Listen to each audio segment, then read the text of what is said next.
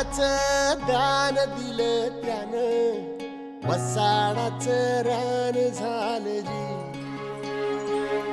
अर मातीच्या पोटात अस्मानाचं बळ, माऊलीची लाज राखजी. या विनमिन त्या दिव्याला तू साकड घाल, या तळ